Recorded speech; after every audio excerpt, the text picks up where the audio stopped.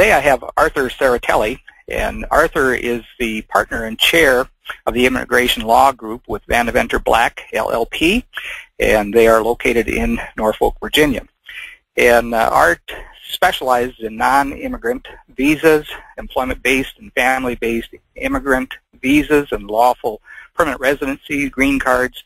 He's working also with F1 students, J1 exchange visitors to change to lawful work status. And Arthur, I really appreciate you taking time to visit with us today on Directional Motivation. That's my pleasure. It's my pleasure. I'm happy to be on with you, and I would note that, thank goodness, immigration law is federal law.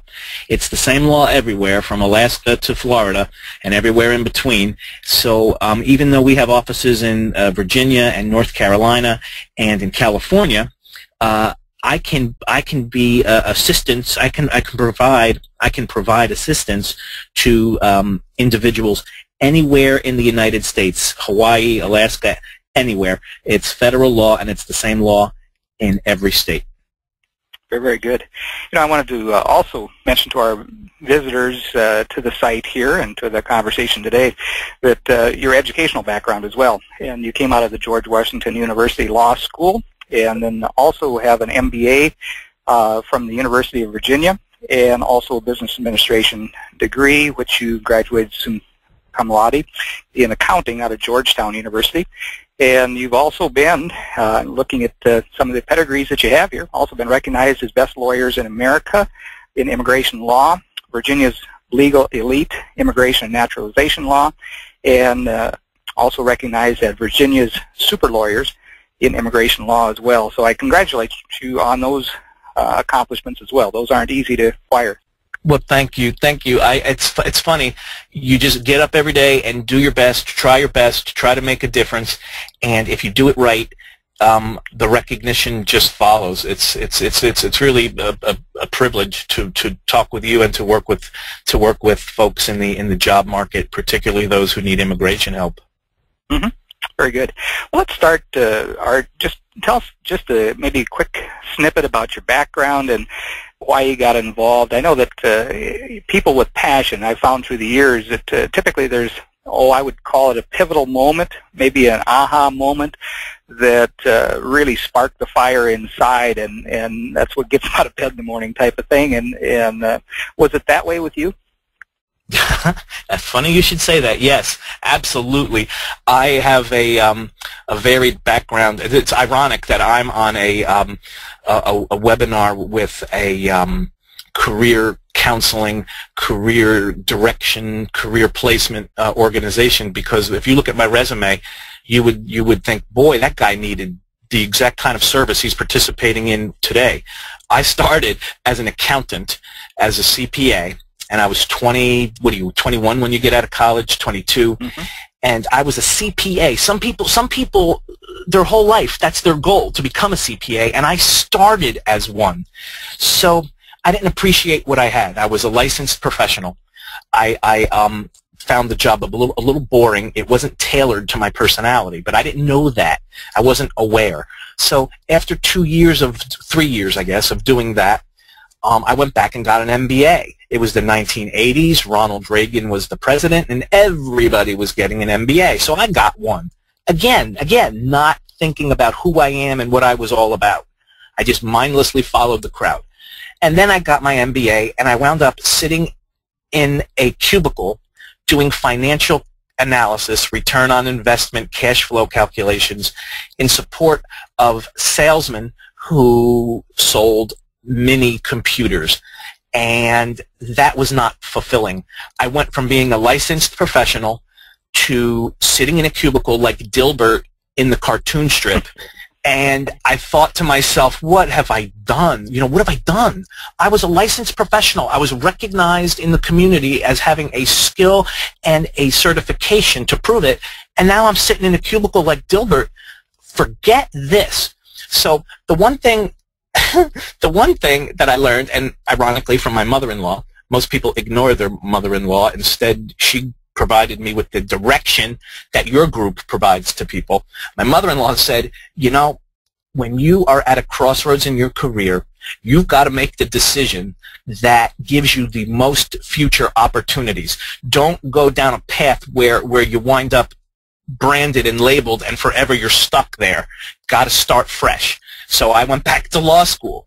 And this is at the point in my life where I was starting to become more aware, thanks to my mother-in-law.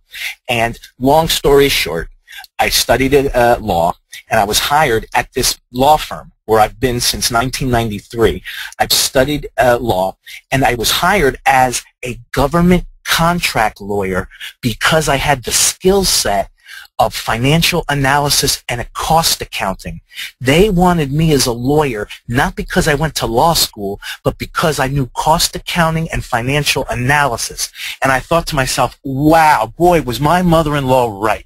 So I went to work with these really nice people, and it's a great law firm, and the guys I worked for were really, really nurturing, and they were good mentors, and they would jump out a window for me, and I really liked them a lot, and I'd jump out a window for them. We got along really well, and that's when it occurred to me a big part of anybody's job is liking where they work. You have to go through the door every day and love it, and those guys made it a really good experience. But then 7 years into it, around 1999, 2000, I realized, you know, I'm just fighting over money. Am I going to fight over money on behalf of government contractors for the rest of my life? Is this what I'm going to do? What's going to be on my tombstone? What's it going to say when I'm no longer here? He fought for money on behalf of contractors. God rest his soul. No, thank you. So there was a young lady down the hall in the law firm, and she did immigration law. She did immigration law, and it seemed really interesting. People from all over the world would come into our lobby. She would get to meet with them. I would overhear her on conference calls. She was talking with real people about real problems, and if she got successful results, she would change their life path forever. Her clients would have a chance to pursue their version of the American dream as they defined it. And it was really exciting. That was a lot better in my mind than fighting about money. So when Valerie needed assistance, she had grown the business because she liked it, just like I turned out to like it. I love it. She loved it. She needed help, and I was the only person who would volunteer to help her. All the other lawyers didn't. They're corporate lawyers. You know, we have a big law firm, and they have corporate clients, and this is not a typical practice area in a big law firm. And I was the only one, quote, crazy enough to work with Valerie, and it turned out that that was the best decision in my life. It was a decision where I realized not only do you need to work with people you like, you have to want to go through the door every day. Once you get there, you also need to know that you've got to like what you're doing at your desk. And immigration law was a tangible, beneficial area of law where I could help Valerie to help change the course of lives of other people. And when I'm no longer here, and what's it going to say on my tombstone? It's not going to say this guy fought about money for his entire adult life.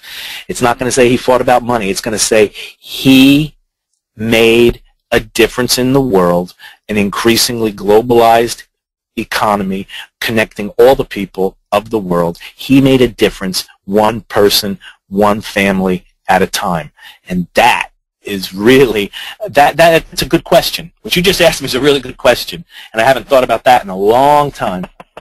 And my guess is it gets your engine pumping again, you know? Yeah. What's funny is that absolutely, I not only do I want to get up every day and work, my work becomes a natural extension of my everyday life, and it becomes almost a blur. In other words, I can't distinguish between work and leisure. I love it all, and work isn't work; it's a pleasure. And people look at you with that glazed over look, confused look, trying to figure out. When you tell them that, they don't understand. It's really interesting because I have those same conversations, you know, in social circles and with my wife and family, and they go, I don't understand that. How could that not be work to you? And I can't I can't wait to get to work. I live, eat, and breathe it just because you know you're making a difference. It's awesome. Yeah, if you find the right job using the services of career counseling and career placement and or the services of your mother-in-law to give you advice, I really believe that your work doesn't feel like work, and that's when you know you've made the right decision. I don't mind making YouTube videos or creating a PowerPoint presentation on a Sunday or a Saturday morning, because in my mind that's fun. When your work is fun, you're getting paid to have fun, and the fact that you're getting paid is just icing on the cake. You're having fun. You really feel like you really feel like you have a place in the world. And get on that a little bit. Hopefully, don't beat it to death here, but it's not about the money at all. If you do the right thing for people, and that's what I live by. If you do the right thing for people 100% of the time, that money side will come. That it takes care of itself, and really, your focus isn't on that at all. It's just, your focus is on what you're doing and the services you're providing and the lives you're influencing. It's cool. It really, really is. And it's very funny. In my world of immigration law, and in your world of career counseling and career management, we're doing the exact same things, and I think we're motivated by the same exact things. Mm-hmm. Yeah, pretty cool. I tell people sometimes when they in careers, they'll sit and they'll ponder what is it they want to do for the rest of their life. How do you know? I always tell people, relax, take the moment at hand. Explore it to its maximum. Do the best job possible. Learn, grow, develop the outer edge of it, and explore some things as well. And what's funny is life has a way of bringing it to you if you're open to it, and it'll take you in directions that you would have never gone, and it just opens up doors. And so I always tell people, don't focus on that absolute dream job per se. Do what you're doing, do it great, explore the boundaries a little bit, and see what comes to you. Would you agree with that advice? Oh boy, wholeheartedly. I started out as a CPA, and I'm an immigration lawyer. Huh? What? How did that happen? And if you asked me in high school, I'm 50 years old right now at the time we're talking, and if you asked me in high school what I was going to be when I grew up, I didn't even know what an immigration lawyer was. I didn't know there was such a thing. It never even crossed my mind. But because I took different paths and explored the outer edge of the frontier and went from accounting to, you have to sometimes be willing to take a little risk and mix it up. I went from accounting, I went back to school, I got a finance degree in graduate school, I worked in a cubicle like Dilbert, that was no good, I went to law school, I did government contract accounting, and then down the hall was the dream job I didn't even know about. I didn't even know that job existed, and I wouldn't have found it if I didn't take that crazy path that was seemingly aimless, but it turned out to be, like you said, it turned out to be a path that put me in a situation that when I was open to it, I walked by and I said, I could help Valerie. I could do that. And if that's the advice you're giving people, that's the exact right advice. It's really true. Coinky-dinks do happen. And it's interesting because, at one point I was going to be a farmer, milk cows and shovel pig poop. Pretty cool. And here's what I do. So we do, our lives go a different direction, if you just let things come to you. Pretty funny. I would rather do what you're doing than be a farmer. I don't mean to say anything negative about farming. Farming is important.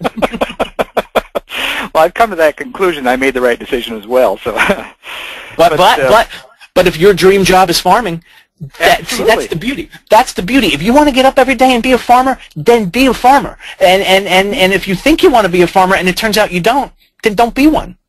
Right. Exactly. And don't let yourself be hedged into that, or cornered in that type of thing, and be disgruntled. You know what?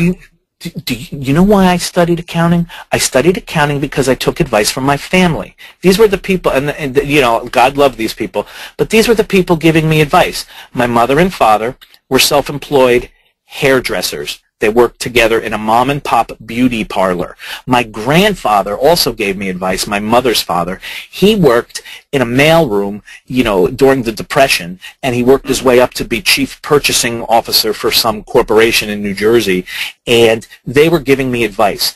And they all told me, study accounting, study accounting. So what did I do? I studied accounting. And realizing that I shouldn't pigeonhole myself was the first step. So I left accounting, and I made the big leap to go study finance. It was so drastic. Interesting. Very interesting.